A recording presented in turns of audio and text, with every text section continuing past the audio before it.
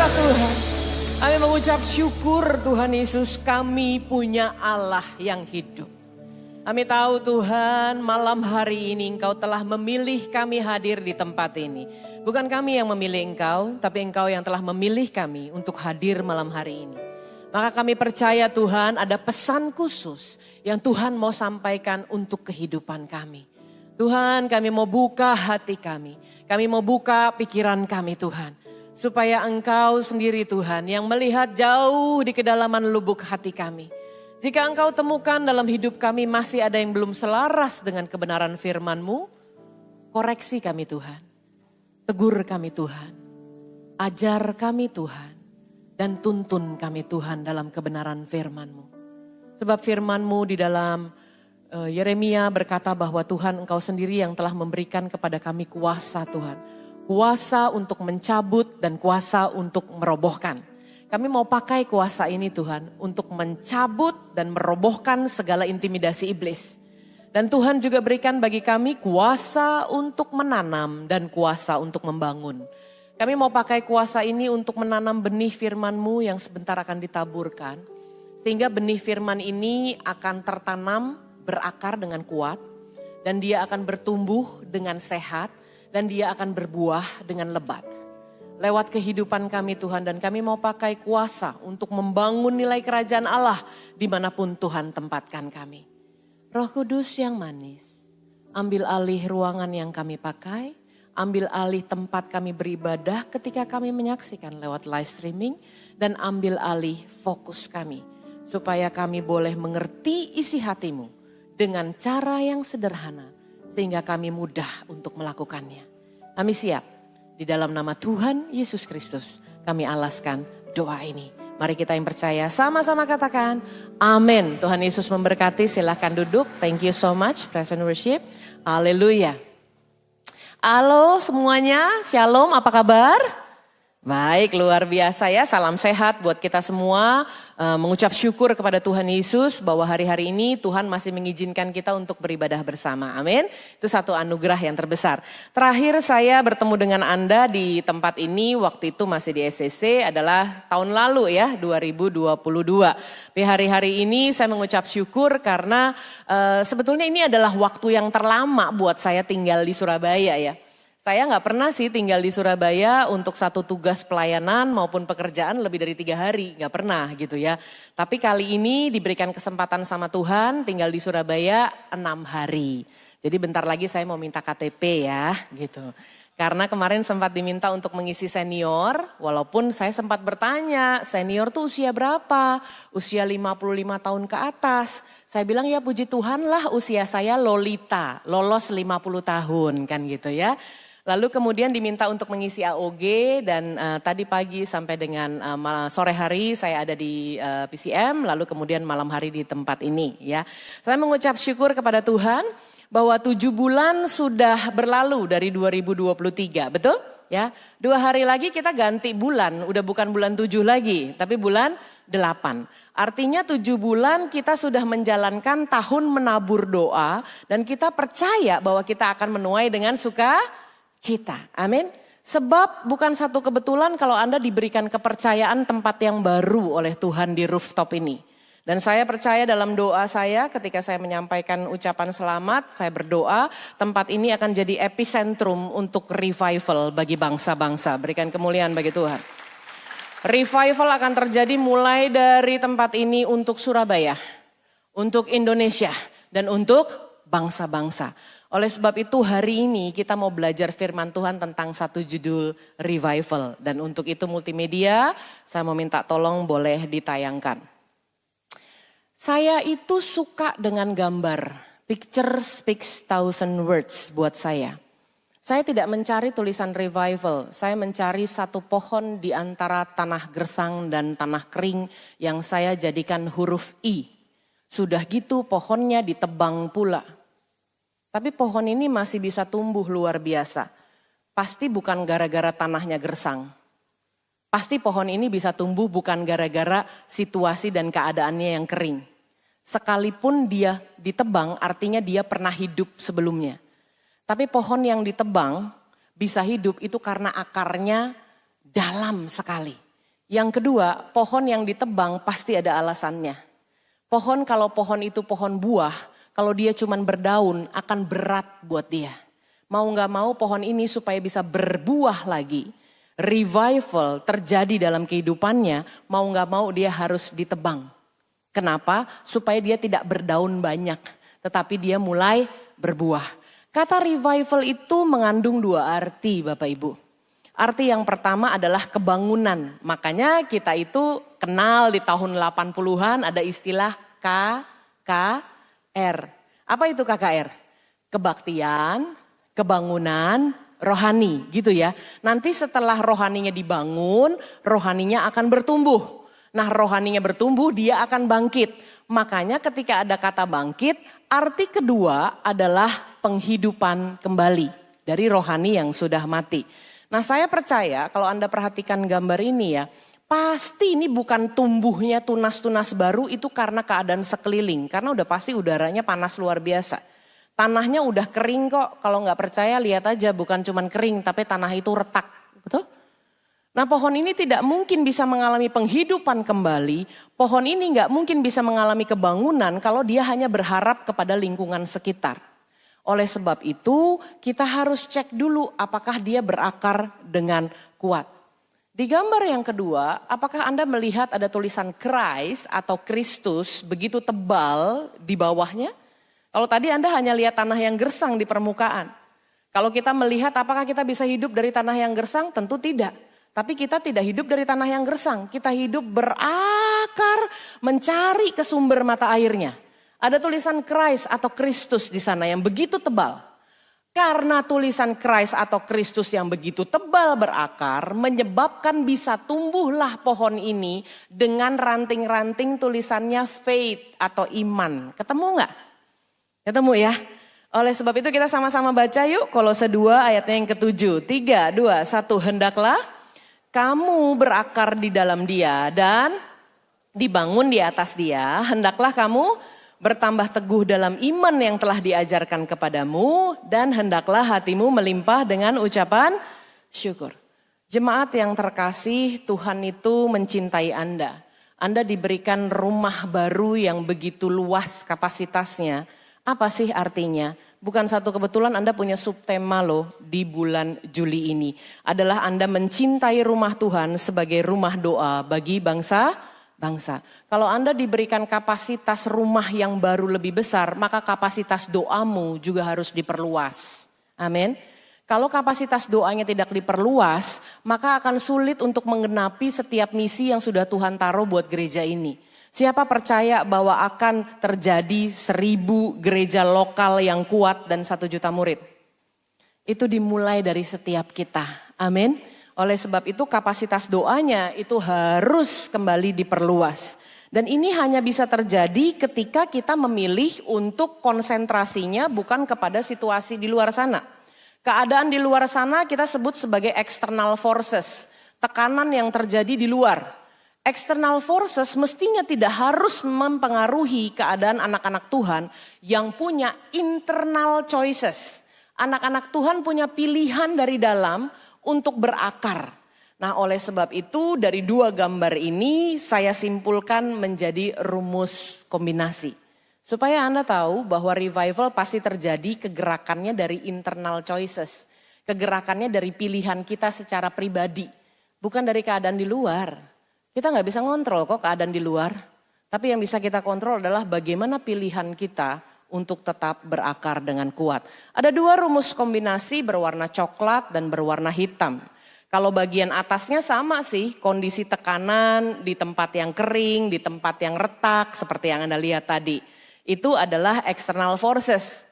Sama baik yang warna coklat maupun yang warna hitam keadaan di luar sana. Yang membedakan adalah kombinasinya. Di bagian yang coklat kombinasinya adalah kehidupan rohani yang berakar dalam. Sebagai pilihan secara internal hasilnya saya percaya hidup Anda melesat. Tapi sebaliknya kalau Anda kombinasikan dengan keadaan yang kering ditambah dengan kehidupan rohanimu yang dangkal, hasilnya bukan melesat tapi hasilnya meleset. Dengar dengan baik, situasi dan keadaan itu seharusnya nggak punya power, nggak punya kekuatan atas hidupmu selama internal choicesmu benar di dalam Tuhan. Hidupmu sehat secara rohani. Engkau tertanam dengan demikian rupa dan berakar dengan kuat. Artinya apa sih? Kita mau belajar ya bahwa di dalam keadaan di mana revival dibutuhkan itu harus melihat keadaan yang memang perlu yang dibangunkan dan perlu untuk sesuatu hal yang dihidupkan kembali. Kata revival itu baru cocok diberikan kepada dua situasi. Situasi yang pertama adalah situasi di mana Anda menemukan tempat itu kering, baru cocok untuk revival. Ketika saya mempersiapkan ini, Tuhan bicara secara spesifik tempat yang kering adalah berbicara tentang kita secara rohani. Tempat yang kering itu bukan berarti kita nggak ke gereja. Tempat yang kering itu bukan berarti kita nggak berdoa. Tempat yang kering itu bukan berarti kita tidak baca firman Tuhan. Tapi tempat yang kering ini berbicara tentang Anda melakukannya berdasarkan rutinitas belaka, bukan berdasarkan kedisiplinan. Apa bedanya rutinitas dengan disiplin? Rutinitas itu rajin, melakukannya terus-menerus tapi tidak ada pertumbuhan, stagnasi. Sedangkan kalau kita bicara tentang disiplin, Anda melakukannya terus-menerus tetapi mendatangkan pertumbuhan. Pertanyaan saya simpel malam hari ini untuk kita refleksi diri. Selama ini kita rutin berdoa atau kita disiplin berdoa? Kalau kita rutin berdoa, Anda akan melakukan doa Anda, tapi Anda nggak percaya dengan keberanian bahwa Anda akan mendapatkannya. Anda rutin baca firman atau Anda disiplin baca firman, beda hasil. Kalau Anda rutin baca firman, saya percaya pasti habis firman itu dibaca. Tapi kalau Anda disiplin baca firman, Anda habis membacanya dan Anda sanggup melakukannya. Makanya hidupnya jadi ada pertumbuhan. Anda rutin ke gereja atau Anda disiplin ke gereja? Kalau Anda rutin ke gereja, Anda hanya datang. Tapi kalau Anda disiplin ke gereja, saya percaya Anda bukan hanya datang, tapi Anda datang sebelum waktunya. Karena Anda menunggu-nunggu supaya Anda menikmati hadirat Tuhan di tempat ini. Amin. Nah, oleh sebab itu kita sama-sama belajar dalam kehidupan itu revival sangat dibutuhkan. Nah, jangan heran kalau Anda melihat ada orang yang sama-sama ke gereja, sama-sama berdoa, sama-sama baca firman, tapi yang satu itu rajin melakukannya, yang satu mati. Hanya terbentur di dalam rutinitas belaka. Pertanyaannya adalah bagaimana dengan kehidupan kita? Kenapa sih Gina mesti ngomongin hal yang gini kok kayaknya sepertinya begitu basic sih?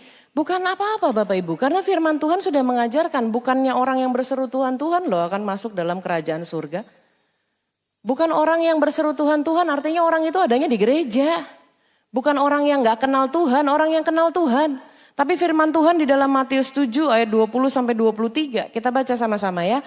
3, 2, 1, jadi dari buahnya lah kamu akan mengenal mereka. 21, bukan setiap orang yang berseru kepadaku Tuhan, Tuhan akan masuk ke dalam kerajaan surga. Melainkan dia yang melakukan kehendak Bapakku yang di surga. Pada hari terakhir banyak orang akan berseru kepadaku Tuhan, Tuhan bukankah kami bernubuat demi namamu? Ini gak main-main loh. Ini bukan cuma jemaat rajin hadir ini. Tapi dia sudah bernubuat. Lanjut yuk. Dan mengusir setan demi namamu, udah pasti numpangin tangan ke orang, luar biasa mujizat terjadi. Dan mengadakan banyak mujizat demi namamu juga, 23 dengan keras. Pada waktu itulah aku akan berterus terang kepada mereka dan berkata, aku tidak pernah mengenal kamu. Enyahlah daripadaku, kamu sekalian pembuat kejahatan. Oleh sebab itu revival sangat dibutuhkan untuk kita yang terjebak di dalam rutinitas. Saya nggak bilang yang nggak kenal Tuhan, itu sudah basic sekali. Tapi kita yang kenal Tuhan, kita yang baca firman, kita yang berdoa, kita yang datang ke gereja dan terjebak dalam rutinitas. Sangat berbahaya. Nah oleh sebab itu kita lihat yuk, yang melakukan kehendaknya berarti yang paham bahwa dia mengejar yang esensi. Kalau tidak melakukan kehendaknya berarti dia hanya mengejar sensasi. Ini kalau nggak dibedah nggak bisa ngelihat. Karena dia hanya melakukannya berdasarkan rutinitas, tidak berdasarkan disiplin. Apa bedanya? Tipis Bapak Ibu. Orang yang hidup mengejar sensasi tipis bedanya dengan orang yang hidup karena mengejar esensi. Saya kasih Anda langsung kontrasnya ya, kiri sama kanan supaya kita belajarnya bisa cepat. Kalau Anda nggak sempat catat, Anda bisa foto lebih cepat. Oke?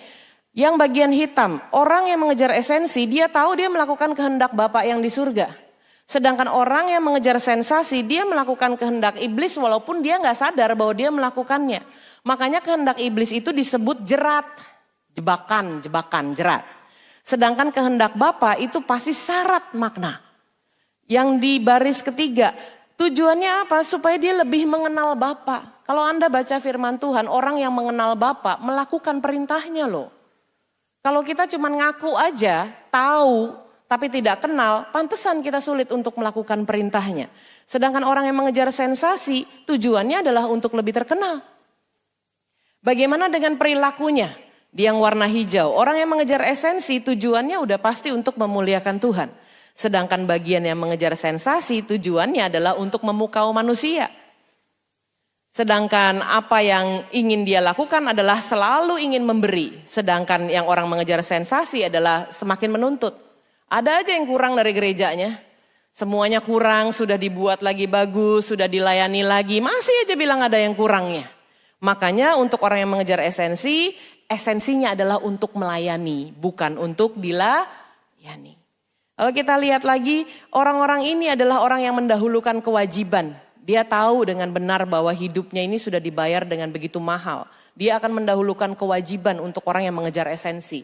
Berbeda dengan orang yang mengejar sensasi. Yang dicari-cari bukannya kewajiban tapi menuntut banyak haknya. Sebetulnya apa sih yang harus kita lakukan, Gina? Yang harus kita lakukan adalah kita menaruh hak tuh di belakang. Kita mendahulukan kewajiban. Siapa di sini yang pakai hak sepatu? Saya pakai hak sedikit lah ya.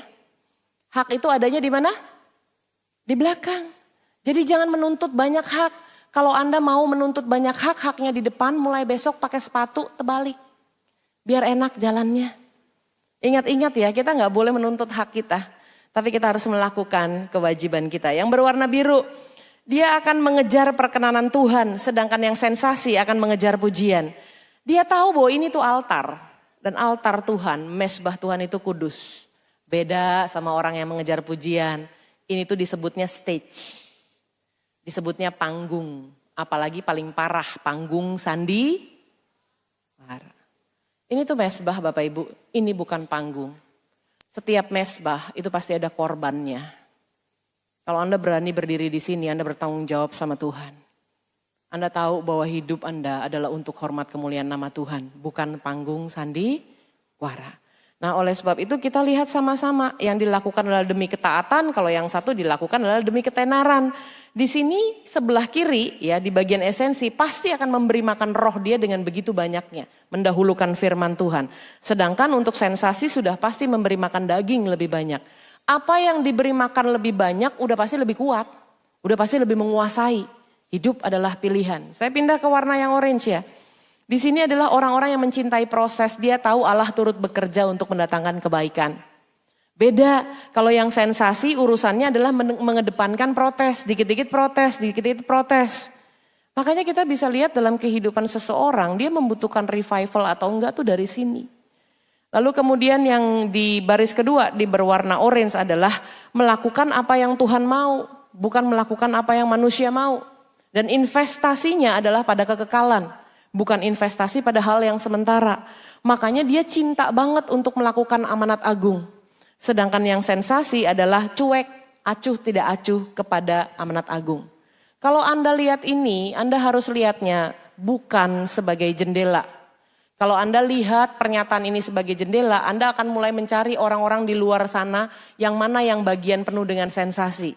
Tapi Anda harus melihat dari satu statement ini bukan sebagai jendela, tapi sebagai cermin, sebagai kaca. Untuk kita bercermin, untuk kita berkaca diri. Kita masih ada nggak sih bagian-bagian dalam hidup kita yang masih ada tulisannya di sebelah sini? Kalau ternyata kita temukan masih ada, kita membutuhkan revival.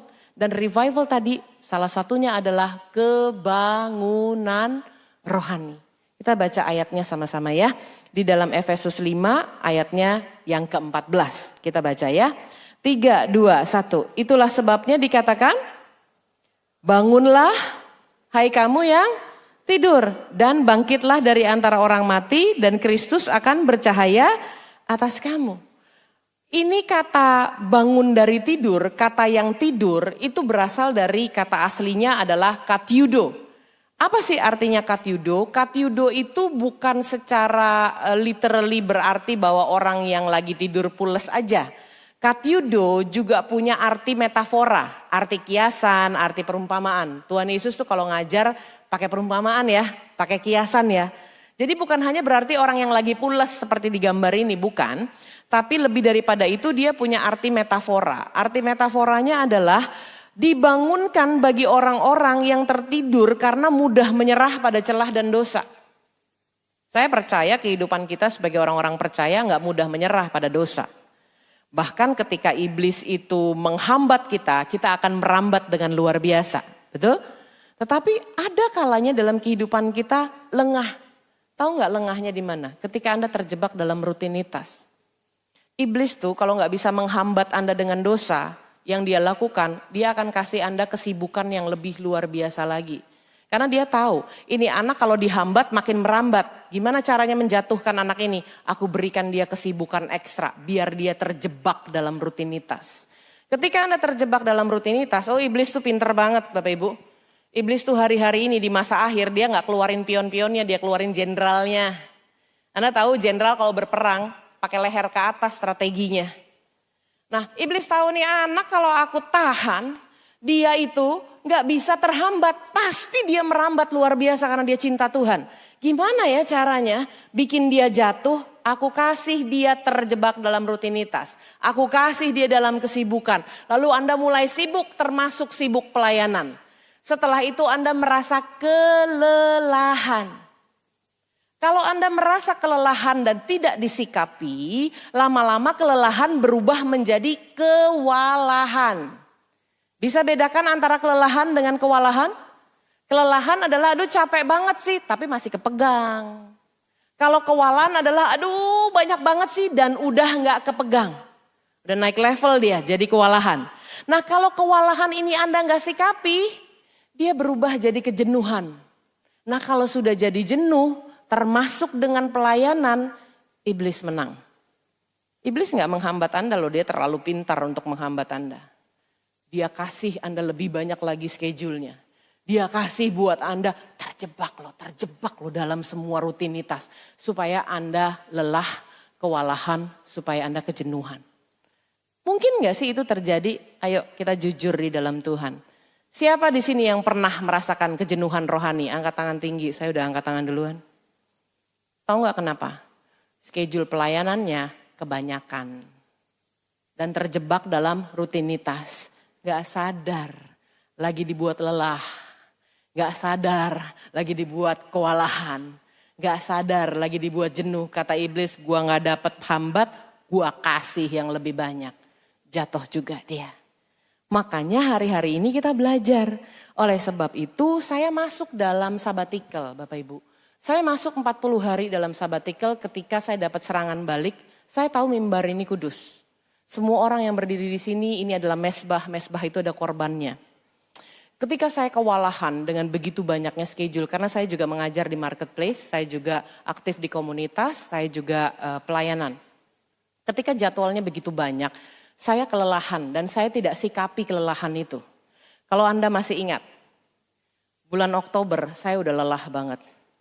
Super lelah. Saya udah bicara sama Pastor Philip. Lagi kelelahan. Tapi waktu saya datang bulan Oktober, satu bunga di kamar mengatakan kepada saya, do it one more time. Kalau Anda masih ingat. Then I do it one more time. Saya bilang Tuhan, I still can do it. I do it one more time. Mestinya setelah itu saya mestinya rest. Tapi enggak saya lakukan restnya. Saya percaya saya bisa. Orang Kristen tuh begitu, bisa, pasti bisa, pasti bisa. Enggak mau ngaku kalau lelah. Akhirnya saya mulai kewalahan. Ketika saya kewalahan, setiap kita cuma punya 24 jam dalam satu hari, betul? Anda pendoa, Anda berpuasa, enggak bisa lebih, tetap aja 24 jam. Kalau udah kewalahan, harus ada yang dikurangin. Apa yang dikurangin? Enggak mungkin saya berani kurangin pelayanan. Gak mungkin saya bisa kurangin hal-hal yang berhubungan dengan tanggung jawab saya karena kewajiban ada di depan, hak ada di belakang. Saya lengah di mesbah keluarga. Karena saya merasa bahwa setiap dari keluarga saya sudah melayani. Yang dikurangin adalah jumlah mesbah keluarga karena kami punya saat teduh masing-masing. Tapi mesbah secara keluarga berkurang. Anda tahu hasilnya? Ribut besar di keluarga saya. Begitu ribut besar itu begitu menghantam saya nggak merasa bahwa saya layak untuk melayani Tuhan. Iblis tuh kalau udah kita kena diintimidasinya berlipat kali ganda. Makanya saya doanya tadi, aku mencabut dan merobohkan segala intimidasi iblis. Sejak saat itu saya bilang nggak bisa, saya harus sabatikal. Saya ambil 40 hari loh Bapak Ibu, bukan 7 hari, bukan 10 hari, langsung straight 40 hari. Isinya cuma air mata aja nangis sama Tuhan. Saya minta cuma satu, Tuhan pulihkan keluargaku. Udah saya nggak minta duit, saya nggak minta emas, nggak minta perak, nggak minta apapun. Saya cuma bilang Tuhan aku mau berdiam. Aku mau masuk ke sabat Tuhan, 40 hari, pulihkan keluargaku. Cuman itu yang saya minta. Tahu nggak dalam masa saya sabatikal Tuhan tuh bicara begitu jernihnya. Tuhan bilang apa sih susahnya buat aku memulihkan kamu Gina? Kalau aku pulihkan kamu buat kesalahan yang sama lagi. Besok datang lagi kan minta dipulihin. Aku pulihkan tuh nggak susah. Pulih pasti jadi. Tapi kamu nggak belajar nak. Sebelum kamu minta dipulihkan kamu harusnya minta diajar oleh Tuhan. Saya tuh bertobat lagi loh. 40 hari, 25 Februari sampai dengan tanggal 4 Mei. Saya berhenti dari pekerjaan, saya berhenti dari melayani, saya berhenti dari sosial media. Saya tidak ke mall, gak jalan-jalan, diam di rumah. Rasanya kesepian. Mestinya kan menyepi bersama Tuhan tapi tidak merasa kesepian. Saya mau telanjangi ini untuk saya menelanjangi iblis loh. Dengar Bapak Ibu, tidak ada satu manusia pun yang kebal. Maupun dia hamba Tuhan atau dia gembala. Tidak ada satupun orang yang kebal. Karena firman Tuhan menuliskan di dalam Ibrani. Kalau Anda tidak masuk dalam tempat perhentian. Kategorinya Anda adalah orang yang gak taat. Lu boleh rajin pelayanan. Tapi kalau gak bisa masuk sabat sama aja gak taat. Akhirnya saya berkata Tuhan ampuni aku Tuhan. Ketika saya nangis sama Tuhan tuh mata bengkak banget. Saya masuk menara di dalam rumah saya. 4 kali dalam 1 hari. Pagi, siang, sore, malam cuma nangis minta dipulihkan. Tuhan bilang gak bisa nak, kamu harus diajar dulu. Supaya kamu gak bikin kesalahan yang sama. Saya bilang Tuhan, aku mau diajar Tuhan. Tuhan kasih lembut. Tuhan tuh gitu kalau ngomong lembut. Nusuk. Kamu mau diajar atau mau dihajar? Coba tanya kanan kiri, kamu mau ekstra hak apa enggak? Kalau saya sih maunya diajar Tuhan ya. Saya bilang Tuhan aku mau diajar, tapi Tuhan kasih ayat ini loh. Di dalam Wahyu 3 ayat 19 itu jelas-jelas pakai hak. Anak yang kukasihi, kutegur dan kuhajar kata Tuhan. Oleh sebab itu relakanlah hatimu dan bertobatlah. Bertobat saya.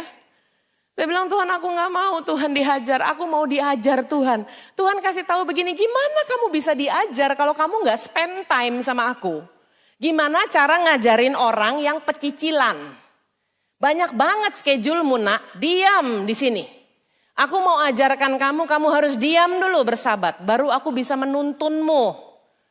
Langsung saya catat Tuhan, iya ya. Saya terlalu minta cepat dengan hasil dipulihkan. Saya ganti, pulihkan saya coret gak bisa. Harus diajar dulu. Begitu diajar Tuhan bilang aku harus spend time sama kamu, aku mau menuntun kamu. Saya ganti lagi bukan diajar tapi dituntun Tuhan. Lahirlah lagu pada saat saya sabatikal. Saya unlock satu potensi untuk menciptakan lagu. Usia 50 tahun saya gak pernah menciptakan lagu. Saya nyanyinya juga pas-pasan. Tapi keluarlah lagu itu ketika saya datang ke Tuhan apa adanya. Lagunya sebetulnya itu dari lantunan saya menyembah kepada Tuhan. Lalu kemudian suami saya dengar saya menyembah itu. Lalu suami saya bilang kok jadi melodi yang baru ya. Kita kirim aja yuk ke music director. Saya bilang melodi apa sih orang saya lagi menyembah kan gitu. Dia bilang enggak melodinya beda dengan penyembahanmu. Biasanya kita kalau bermazmur kita punya lantunan betul. Tapi suami saya bilang kali ini dalam sabatikalmu beda. Lalu kemudian dibawalah ke music director. Dan kemudian jadilah lagu ini apa adanya. Kalau Anda perhatikan di bagian refnya ya. Saya tuh awalnya tuliskan pulihkan aku loh. Tapi saya gak berani. Saya tulisnya tuntun aku Tuhan. Ajar aku Tuhan. Pulihkan hidupku Tuhan. Dalam roh dan kebenaran. Ketika lagunya rilis sudah di iTunes dan di Spotify. Teman saya di Belanda berkata bahwa aku diberkati loh. Kalau saya nyanyi lagu ini, saya tuh masuk hadirat sampai gak bisa nyanyi, Gina, sampai nangis. Karena saya tahu itu adalah hatimu pada saat kamu lagi sabbatical, dan waktu aku nyanyikan, aku pun diberkati. Bisa gak terjemahin dalam bahasa Belanda? Saya bilang kalau terjemahin dalam bahasa Belandanya aja sih bisa, tapi masuk produksinya lagi kan butuh waktu. Saya bilang sama music directornya, bisa gak setelah diterjemahkan masuk produksinya? Bisa sih. Lalu kemudian di English service tempat suami saya melayani, dia bilang kita juga mau dalam bahasa Inggris. Akhirnya diterjemahinlah dalam bahasa Inggris. Terus saya tanya lagi sama music directornya, bisa gak dilakukan? Iya, tapi gak bisa semuanya sebulan loh. Begitu dilakukan, puji Tuhan semuanya berjalan begitu lancar. Sampai dengan rilis dan akhirnya diminta dalam bahasa Mandarin. Jadi 4 bahasa sekarang. Tahu gak, saya baru ngerti. Justru ketika saya menemukan di bulan Juli dan di rooftop ini, yang menjadi epicentrum untuk menjadi rumah doa bagi bangsa-bangsa. Ketika Anda melantunkan lagu dengan bahasa asing, itu artinya kita melakukan tindakan profetik untuk berdoa bagi bangsa-bangsa. Saya rindu untuk kita nyanyikan nanti bersama ya. Kita lanjutkan dulu sekarang. Kata katiudo itu selain memiliki metafora bahwa orang yang mudah menyerah pada celah dan dosa, juga berarti adalah orang yang cuek. Acuh tidak acuh itu cuek. Acuh tidak acuh kepada keselamatan seseorang. Ini loh yang dibangunkan. Bagi kita yang udah gak peduli lagi sama penuaian, ini loh yang dibangunkan. Bagi kita yang hanya mementingkan diri sendiri, ini loh dibangunkan. Saya ulang ya, Anda pindah ke rooftop, Anda dibangunkan Tuhan. Supaya doamu diperluas untuk jadi rumah doa bagi bangsa-bangsa. Siapa yang percaya bahwa kita ada dalam masa penuaian? Percaya? Saya juga percaya kita ada dalam masa penuaian, berarti gak boleh tersinggung ya waktu saya tanya mana hasil panennya. Karena Anda percaya bahwa ini adalah hasil penuaian, betul? Kalau Anda percaya bahwa ini adalah masa penuaian terbesar, maka Anda gak boleh tersinggung waktu saya tanya mana hasil panennya. Keranjang buah kita kosong nih. Kalau percaya penuaian ya mesti bawa hasil panen. Sebab dengan itulah kita dinyatakan sebagai murid ketika kita berbuah banyak. Kita baca sama-sama Yohanes 15 ayatnya yang ke-8. 3, 2, 1. Dalam hal inilah Bapakku dipermuliakan. Yaitu jika kamu berbuah banyak. Dan dengan demikian kamu adalah murid-muridku. Kita belajar ya revival dari satu kata. Apa aja yang kita pelajari? 1. Bagian kebangunan dalam rohani kita belajar rumus untuk menjadi melesat bukan meleset. Tadi kita belajar ya. Dengan cara kita memperhatikan bukan di external forces, tekanan dari luarnya. Tapi kita memperhatikan internal choicesnya, berakarnya, pilihan dari dalamnya. Yang kedua, kita fokus pada mengejar yang esensi, bukan sensasi. Anda sudah punya tadi, udah difoto lebih gampang ya, lebih cepat ya. Lalu kemudian gunakan semuanya itu sebagai cermin untuk refleksi diri, bukan sebagai jendela untuk menghakimi. Dan Anda belajar katiudo. Yang terdiri dari 2 arti, yaitu mudah menyerah pada celah dan dosa dan acuh tidak acuh pada keselamatan seseorang. Sudah bagian 1 beres, sekarang bagian kedua adalah ketika kita ada bukan hanya di tempat kering, tetapi kita kalau tidak menyikapi tempat kering, keluar lagi di batang dari pohon itu tulisannya adalah tempat yang retak. Artinya tempat yang retak adalah berbicara tentang hubungan. Retaknya hubungan kita dengan Tuhan, retaknya hubungan kita dengan keluarga. Ini saya ngomong based on my experience. Kalau ada keretakan dalam keluarga, intimidasinya besar banget. Saya sudah dipulihkan, puji Tuhan. Gak mudah, setelah 40 hari saya dipulihkan. Okay? Lalu kemudian hubungan yang retak dengan sesama, bahkan hubungan yang retak dengan diri sendiri. Citra dirinya itu berantakan luar biasa. Makanya membutuhkan penghidupan kembali. Nah, penghidupan kembali terjadinya di hati. Ini kalau pohon kan cuma sebagai analogi, tapi penghidupan kembali itu artinya di hati. Kita baca Mazmur 69 ayat yang ke-33. Yuk sama-sama. 3, 2, 1. Lihatlah, hai orang-orang yang rendah hati dan bersukacitalah kamu yang mencari Allah. Biarlah hatimu hidup kembali. Kenapa hati jadi penting? Karena Tuhan gak lihat rupa, betul? Makanya jagalah hatimu dengan segala kewaspadaan sebab dari situlah terpancar kehidupan. At the end of our life yang dilihat itu apakah kita punya hati yang tak bercacat dan hati yang kudus. Kita sama-sama baca 1 Tesalonika 3 ayat 13. Kiranya dia menguatkan hatimu supaya tidak bercacat dan kudus di hadapan Allah dan Bapa kita pada waktu kedatangan Yesus Tuhan kita dengan semua orang kudusnya. Itulah sebabnya hati-hati dengan hati. Yuk bilang sama-sama saya, yuk hati-hati dengan hati. Caranya gimana hati-hati dengan hati? Anda harus memilih pertempuran Anda dengan bijak. Choose your battles wisely.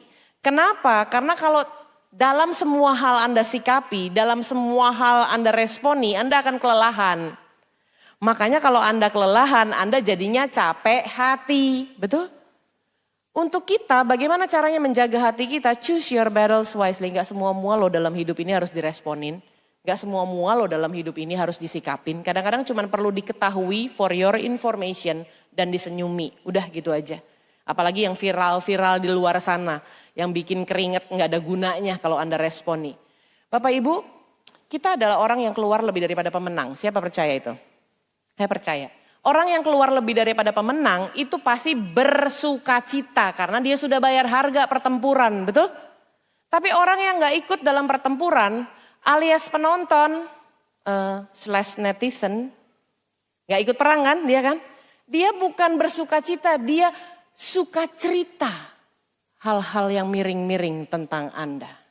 Yang kayak gini saya kasih tahu ya, saya harus sampaikan ini, tadinya saya gak mau sampaikan sih. Tapi saya harus sampaikan ini, kalau ada yang suka cerita tentang kemiringan yang dilakukan di gereja ini, saya kasih tahu, choose your battles wisely. Gak usah berusaha dilurusin, makin kusut. Yang Anda harus lakukan adalah Anda bawa ke Tuhan. Saya nggak akan keringat kepada small stuff. Saya akan pakai apapun yang ada dalam kehidupan saya untuk memilih pertempuran saya dengan bijak. Makanya harus ada strateginya. Kenapa jadi pakai catur? Siapa di sini pernah main catur? Angkat tangan tinggi. Pernah ya main catur, tahu ya? Siapa di sini juara catur? Jangan-jangan ada loh. Saya juara catur dulu waktu kelas 3 SD se-Jakarta Selatan. Lumayan lah ya. Saya suka main catur. Tahu nggak Anda dari sekian strategi intinya cuma 2. Bagaimana strategi attack, serang. Dan bagaimana strategi bertahan. Betul? Kita tuh dikasih shield, perisai iman untuk bertahan atas panah-panah iblis. Tapi kalau Anda begini terus, lama-lama kalah. Anda harus attack. Cara attacknya gimana? Pakai pedang roh. Pakai firman Tuhan. Makanya Tuhan Yesus waktu dicobai, Tuhan Yesus aja dicobai, coba bilang kanan kiri apalagi elu. Tuhan Yesus aja dicobai pada saat dia berpuasa, betul 40 hari. Tuhan Yesus attack-nya pakai apa? Sebab ada tertulis. Bagaimana dengan kita yang diserang? Kalau kita nggak hafal ayat, kita nggak bisa attack back. Anda cuma punya shield iman. Lama-lama kena juga. Anda harus attack. Nah makanya harus pakai strategi. Setahu saya sehebat-hebatnya orang main catur gak akan bisa menang loh kalau dia melihatnya dengan dekat atau eye level. Gak bisa, hari ini saya bawa papan catur deh. Kalau mau main strategi, lihatnya tuh di sini. Baru Anda tahu, mesti attack yang belah kiri nih. Gak bisa. Tapi kalau Anda lihatnya di sini, eye level, semuanya kelihatannya strateginya begitu dekat. Semuanya harus dilakukan sekarang.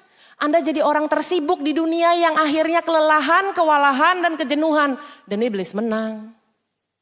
Maksud saya adalah bagaimana kita bisa melihat dengan strategi jangka pendek, jangka menengah, dan jangka panjang. Apa yang harus kita lakukan? Bertahan dulu. Apa yang harus kita lakukan adalah attack. Apa sih relevansinya dalam kehidupan kita? Apakah kita sudah sulit melihat rencana Allah yang besar karena kita sudah kelelahan? Gak bisa lihat kita. Yusuf kalau dia kelelahan, dia akan melihat kepada kenyataan yang ada bahwa katanya jadi raja. Tapi ternyata dia masuk di sumur. Ternyata dia dijual dengan harga murah sebagai budak yang begitu murah. Ternyata dia dipenjara. Tapi dia tidak melihat kepada kenyataan yang ada. Dia percaya bahwa janji yang Tuhan berikan itu pasti digenapi. Bagaimana dalam kehidupan kita? Kita kadang-kadang terperangkap kepada sudut pandang yang begitu kecilnya. Kita tidak bisa melihat dengan sudut pandangnya Tuhan. Beda loh sudut pandang manusia dengan sudut pandang Tuhan. Kita bangkit berdiri yuk sama-sama yuk. Saya ajak Anda untuk bangkit berdiri dan saya mau kita sama-sama praktek sudut pandang ya. Tangannya lurus ke atas, telunjuknya ke atas, seolah-olah di atas ada jarum jam. Putar arah jarum jam dimulai dari angka 1, di kanan apa di kiri? Kanan ya, jarum jamnya di atas. Putar yuk, mohon maaf saya harus belakangi Anda biar Anda nggak bingung. Putar arah jarum jam angka 1 kemana? Kanan apa kiri? Kanan, putar yuk, 1, 2, 3, terus putar. Ini arah jarum jam kita. Tanpa dirubah putarannya, saya minta turunkan sikut Anda perlahan-lahan. Sikut diturunin perlahan-lahan, putarannya tetap. Lalu taruhlah putarannya di bawah dagu dan menunduklah. Pikirkan, apakah masih arah jarum jam? Masih, sebut dong dari 12. 12? Udah berubah, ulang sekali lagi ya. Coba bilang kanan kiri agak cerdas dikit yuk. Ya. Lurus ke atas, maaf dibelakangin. Putar arah jarum jam, 12, satunya kemana? Kanan, jangan dirubah ya. 1, 2, 3, terus putar. Putaran gak boleh berubah, saya cuma minta tolong sambil putar sikutnya sambil turun. Putarannya mah tetap sama. Terus taruh di bawah dagu, terus mikir. Coba bilang lagi sama kanan kirinya, nah yang ini harus cerdas. Coba lihat apakah masih arah jarum jam? Udah berubah. 12, 11, 10, 9. Berikan kemuliaan bagi Tuhan dan silakan duduk. Kita memang masih tinggal di dunia. Tapi cara pandang kita pakai nilai kerajaan Allah. Itulah sebabnya dalam kehidupan kita sudut pandang itu harus benar. Dan berbicara tentang sudut pandang bahasa Indonesia kalau melihat tuh artinya dekat. Ini melihat. Kalau jauh, itu namanya memandang. Nah yang diminta Tuhan adalah kita memandang kehidupan kita, memeriksa kehidupan kita, memperhatikannya, baru kemudian kita lihat. Zoom out and then zoom in. Anda kalau main catur strategi, kalau semuanya ditaruh di depan mata seperti ini Anda nggak bisa. Anda harus zoom out, nanti kemudian Anda lihat, dapat nih kayaknya kuncungnya jalan, dapat nih kayaknya ini. Jadi baru dekat belakangan. Ada nggak ayat firman Tuhan tentang hal ini? Amazingly, Alkitab kita luar biasa, ada. Kita baca ya, Amsal 24 ayatnya yang ke-32. 3, 2, 1. Aku memandangnya, aku memperhatikannya, aku melihatnya dan menarik suatu pembelajaran. Jadi Tuhan ajarkan tuh pertama-tama adalah memandangnya. Artinya kita harus melihatnya dengan drone view, dengan helikopter view, dengan sudut pandang dari atas. Itu yang Tuhan mau. Baru setelah Anda memandangnya, Anda mulai memperhatikan. Kalau memperhatikan, Anda mulai mendekatkan fokus Anda. Oh, kita yang dekat ya. Kan tadi udah nih, memandang. Nah, memperhatikan artinya Anda mulai mendekatkan diri. Lalu kemudian setelah memperhatikan, aku melihatnya. Ini naik, aku melihatnya. Setelah aku melihatnya, aku menarik suatu pembelajaran. Bagaimana mau menarik suatu pembelajaran kalau nggak mau diajar Tuhan?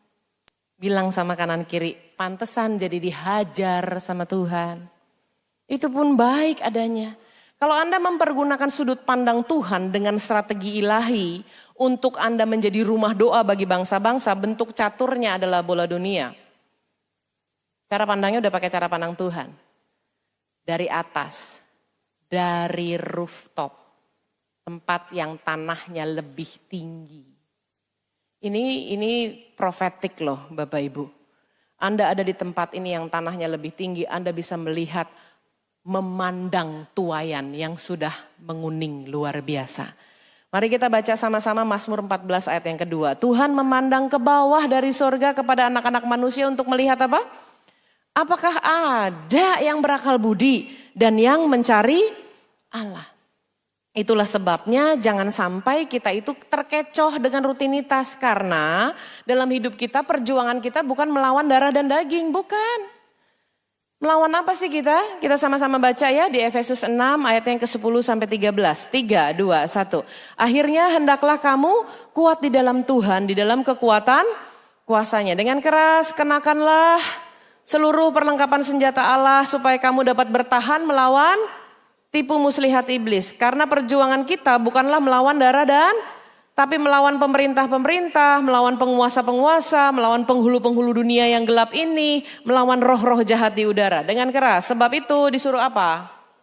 Ambillah seluruh perlengkapan senjata Allah supaya kamu dapat, supaya kamu mampu, supaya kamu sanggup, supaya kamu bisa. Lanjut, mengadakan perlawanan pada hari yang jahat itu dan tetap berdiri sesudah kamu menyelesaikan segala sesuatunya. Supaya revival benar-benar terjadi dalam kehidupan Anda. That's why you need to choose your battles wisely. Because if you fight them all, you will be too tired to win the really important ones. Anda habisin keringat di depan sih, tahu nggak battles pertempuran? Jenderalnya nggak di depan, Bapak Ibu nggak ada ceritanya dari zaman sejarah jenderal di urusan paling depan nggak ada. Di depan itu biasanya orang pakai pedang, kapak gitu ya. Lalu kemudian di urutan kedua pakai batu, di urutan ketiga pakai api, di urutan 4 dia mulai pakai panah karena butuh range buat panah. Nanti jenderalnya di belakang. Nah ini jenderal kepo banget. Dia nggak memilih battlesnya, lagi bagian yang pedang dia ikutan dong, pedang juga. Kehilangan dia energinya 20%. Begitu bagian yang layer kedua dia ikutan lagi, layer ketiga dan keempat dia ikutan lagi. Habis tenaganya. Begitu jenderal yang sebelah sana menghadapi dia, jenderal yang di sana kekuatannya masih 100% Bapak Ibu. Anda tidak memilih pertempuranmu dengan wise, sehingga Anda sudah kehabisan tenaga. Yuk kita baca bahasa Indonesianya. Bijaklah memilih pertempuran-pertempuran Anda. Karena jika semuanya diperangin, Anda tuh akan terlalu lelah untuk menang kepada hal-hal yang justru paling penting. Apa sih yang paling penting dalam kehidupan kita?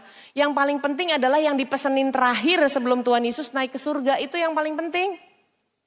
Yang ini yang kadang-kadang lupa kita lakukan. Tapi kita sibuk main gereja-gerejaan. Oleh sebab itu Tuhan bangunkan kita, katyudo kita. Untuk kita mengalami kebangunan rohani. Tempat ini akan jadi epicentrum, Anda harus siap dengan revival. Anda harus melakukan penuaian besar buat Tuhan. Ini adalah amanat agung, kita baca sama-sama. Karena itu pergilah, jadikanlah semua bangsa muridku dan baptislah mereka dalam nama Bapa dan Anak dan Roh Kudus. Terus apa? Dan ajarlah mereka melakukan segala sesuatu yang telah kuperintahkan kepadamu. Dan ketahuilah aku menyertai kamu senantiasa sampai pada akhir zaman. Anda tahu lagu ini? Tanda-tanda telah nyata, hujan akhir telah tiba. Tahu? Allah sedang melawat umatnya, ladang telah menguning, siap untuk dituai. Banyak jiwa menanti uluran tangan kita from the rooftop. Tuailah, tuailah sekarang. Angkat tangan yuk. Nyatakan kemuliaannya pada segala bangsa. Biar kuasanya dinyatakan melimpah. Bangkitlah gereja Tuhan, pandang sekeliling, pandang sekelilingmu. Generasi ini, selamatkan ya Tuhan, Indido. Makanya kalau perang harus pakai siasat. Anak Tuhan gak boleh bodoh. Anak Tuhan strateginya leher ke atas. Mesti tahu bahwa Anda ditempatkan di tempat ini untuk jadi rumah doa bagi bangsa-bangsa. Amin. Kita baca sama-sama yuk. Amsal 20 ayat 18. Rancangan terlaksana oleh pertimbangan. Sebab itu berperanglah dengan siasat. Tadi saya sudah sampaikan berperang dengan siasat. Anda harus pakai full perlengkapan senjata Allah. Yang kita sudah baca tadi di ayat 10 sampai dengan 13. Kita lanjutkan 14 sampai dengan 17. Firman gak boleh ketinggalan ya. Sebab dia adalah pedang roh loh. Kita baca sama-sama ayat 14. Jadi berdirilah tegap, berikat pinggangkan kebenaran dan berbaju zirahkan keadilan. Kakimu berkasutkan kerelaan untuk apa? This is your battles, this is my battles. Bukan apa kata orang yang sedang bercerita miring tentang Anda. Udah jangan keringetan di tempat itu, gak ada gunanya. Anda kejar ini. From this rooftop. Harus jadi epicentrum. Itu yang penting buat kita semua. Untuk ini saya masuk dalam pertempurannya. Yuk lanjut yuk. Dalam segala keadaan pergunakanlah perisai iman, sebab dengan perisai itu kamu akan dapat memadamkan semua panah api dari si jahat. Yuk 17, dan terimalah ketopong juga apa? Pedang roh, yaitu firman Tuhan. Baru bisa attack. Kalau ditaruh dalam baju zirah kan jadinya lengkap banget. Tuhan tuh kalau memperlengkapi kita dari ujung kepala sampai dengan ujung kaki. Atas kepala itu dilengkapi dengan ketopong keselamatan. Ingat ya, harga keselamatan kita itu mahal sekali, dibayar dengan darahnya. Dada itu bicara tentang baju zirah keadilan, tempat hatimu berada. Udah adil belum sama Tuhan? Tapi kita nuntut mulu keadilan sama Tuhan, kan gitu ya. Pinggang itu ikat pinggang kebenaran, makanya jangan benarkan yang biasa tapi biasakan yang benar dalam kehidupan kita. Satu sisi tangan kanan pegang pedang roh yaitu firman, satu sisi tangan kiri pegang perisai iman. Kakinya berkasutkan kerelaan untuk memberitakan Injil damai sejahtera. Inilah battles kita yang sesungguhnya untuk melakukan amanat agung. Dengan demikian kita beres urusan revival. Di bagian kebangunan beres, di bagian penghidupan kembali adalah kita kuatkan hati supaya tidak bercacat dan kudus. Kita memilih battles atau pertempuran kita hanya untuk amanat agung. Dan kita berperang dengan siasat dengan menggunakan perlengkapan senjata Allah. Amin. Anda sudah diperlengkapi dengan revival, sekarang mari kita datang kepada Tuhan apa adanya. Kita bangkit berdiri, kita berdoa. Bapa dalam surga, terima kasih Tuhan buat pesan-Mu kalau Engkau memberikan kepada kami semua untuk kami boleh mengalami kebangunan rohani, untuk setiap kami boleh mengalami penghidupan kembali Tuhan. Bapa terima kasih Tuhan, Kau mengajarkan kepada kami untuk memilih pertempuran kami, untuk kami keluar lebih daripada pemenang atas hal yang paling penting. Bapa aku berdoa from this rooftop akan menjadi epicentrum untuk jadi rumah doa bagi segala bangsa. Dan oleh sebab itu kami mau datang kepada Tuhan apa adanya saat ini. Membawa hidup kami, membawa pikiran kami, membawa perasaan kami serahkan kepadamu Tuhan. Dan kami percaya ketika kami melantunkan lagu ini dengan bahasa asingnya, berarti kami sudah melakukan tindakan profetik. Kami percaya Tuhan, setiap kami melantunkan dengan bahasa yang sesuai, maka bangsa itu akan dimenangkan buat hormat kemuliaan nama Tuhan. Mari datang ke Tuhan apa adanya. Terima kasih Tuhan. Terima kasih Yesus. Kami bersyukur Tuhan Yesus. Mari nyanyikan pujian ini sama-sama. Jadikan ini sebagai doamu. Saat ku datang apa adanya. Inilah hidupku Tuhan. Inilah Hidupku Tuhan. Pikiran perasaanku ku serahkan padamu.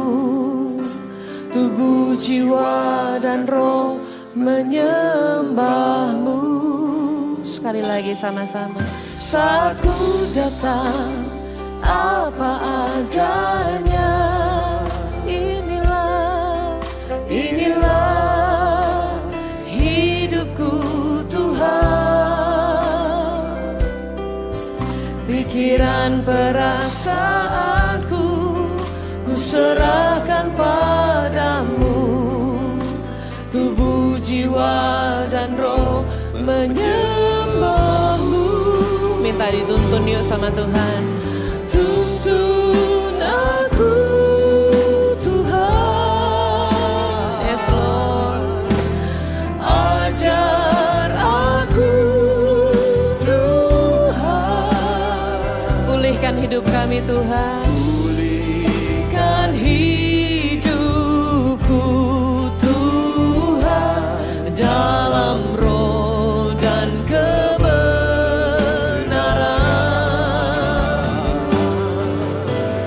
Tuntun aku Tuhan. Ajar aku Tuhan. Yes.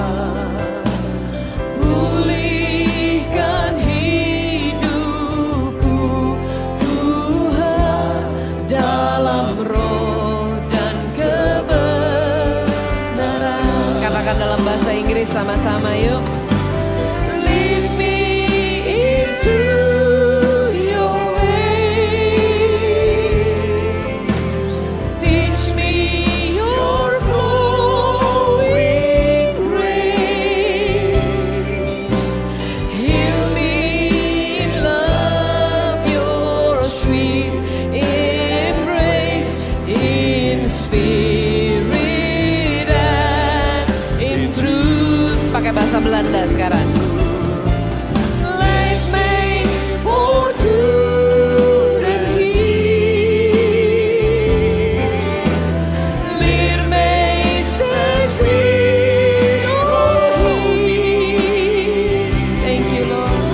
Herstel mijn leven nu, oh Heer, door uw geest en uw waarheid hier. Tuntun aku Tuhan, sama-sama angkat tangan. Tuntun aku Tuhan, ajar aku Tuhan. Pulihkan kami Tuhan, pulihkan hidupku Tuhan, dalam roh dan kebenaran. Sekarang pakai bahasa Mandarin ya sama-sama. Intan woya fujian. Yes, Lord. Jiao dao woya fujian.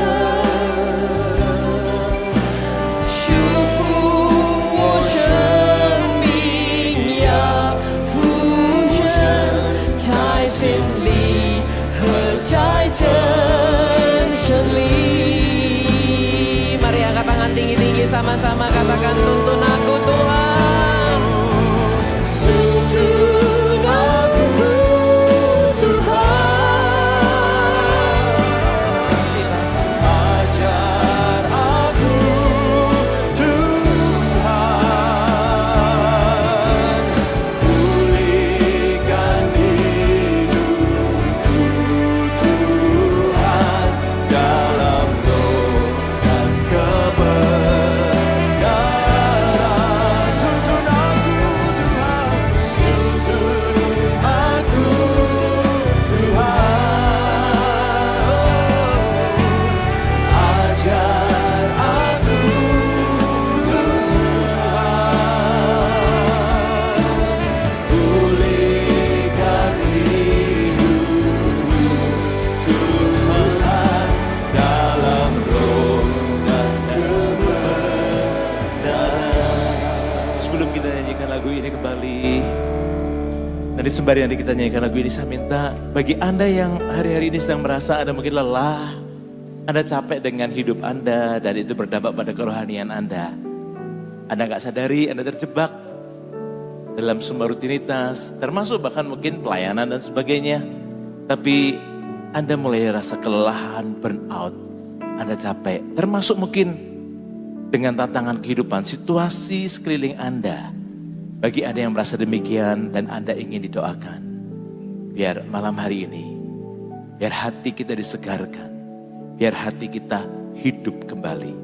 Bukan sekedar rutinitas kita datang ke gereja, tapi sebuah disiplin pertumbuhan rohani itu akan terjadi. Bukan sekedar rutinitas saja yang akhirnya gak kemana-mana hidup kita. Karena itu bagi Anda yang merasa demikian, altar ini terbuka. Biar kesegaran yang datang dari Tuhan kembali Anda rasakan jamahannya, sekali lagi Anda rasakan. Sambil kita nyanyikan lagu ini dari awal, saya undang bagi Anda yang merasa demikian, Anda keluar dari kursimu untuk Anda bisa maju ke depan. Yang ada di baris tengah mungkin Anda bisa, yang di kanan kirinya di ujung-ujung Anda bisa berikan jalan apabila ada jemaat yang ingin, yang duduk di bagian tengah yang ingin keluar dari barisnya untuk bisa maju. Saat ku datang, Amin. apa adanya. Amin. Mari datang apa adanya di hadapan Tuhan. Inilah Silakan, saya percaya ada kesegaran baru yang Tuhan mau kerjakan. Ada jamahan Tuhan yang sudah lama Anda tidak rasakan. Anda akan rasakan kembali hari ini. Kesegaran yang datang dari Tuhan. jiwa Haleluya. dan roh menyembahmu. Amin. Haleluya. Saat ku datang apa adanya. Amin. Para pemimpin CG, para pendoa bisa langsung doakan. Hidupku Tuhan, Silahkan jika ada lagi yang lain. pikiran perasaanku ku serahkan padamu. Tubuh, jiwa, dan roh menyembahmu. Tuntun aku Tuhan, Biar kesegaran yang baru itu Pak alami. ajar aku Tuhan, Kona mahasika nama makara lapa ya nama kara lapa.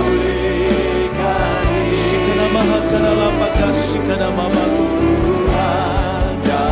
Kina mahakara lapa ya nama baku.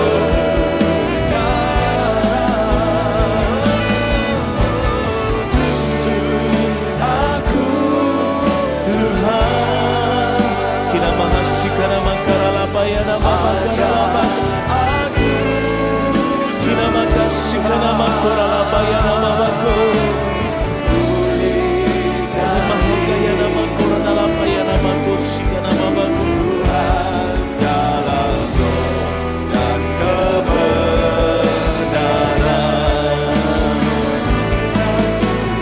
Tuntun aku Tuhan, ajar aku Tuhan. Amin Tuhan, jamah setiap kami, lawat setiap kami Tuhan.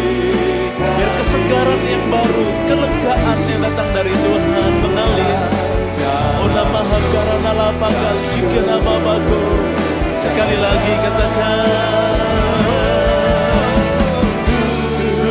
Aku Tuhan, datang apa adanya di hadapan Tuhan. ajar Kina mahasika nama bakara labaku.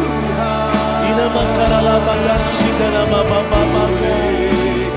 hidupku Tuhan, dalam roh dan kebenaran. Pulihkan hidupku Tuhan, dalam roh dan kebenaran. Pulihkan hidupku Tuhan. Pulihkan hidupku Tuhan, dalam roh dan kebenaran. Mari sembah Tuhan.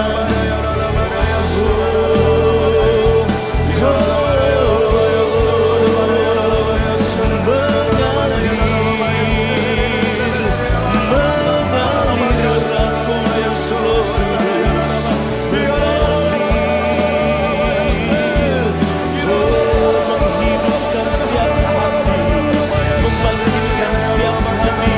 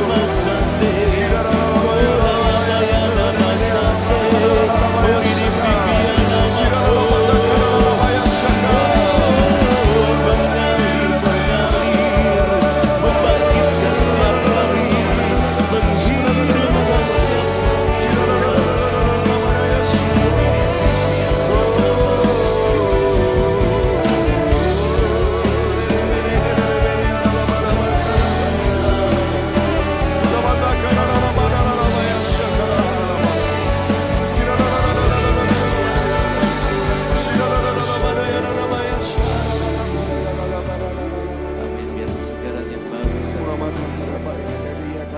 memenuhi setiap hati. Bangkitkan kami, bangkitkan kami. Biar kami alami revival itu kembali Tuhan. Kami percaya kami akan pulang nanti dalam keadaan yang berbeda dibanding ketika kami datang. Karena kami berjumpa dengan Allah yang hidup, yang menghidupkan kami kembali. Aliran sungai menghidupkan, menyegarkan. Terima kasih Tuhan. Haleluya. Yang di depan ada boleh kembali ke tempat.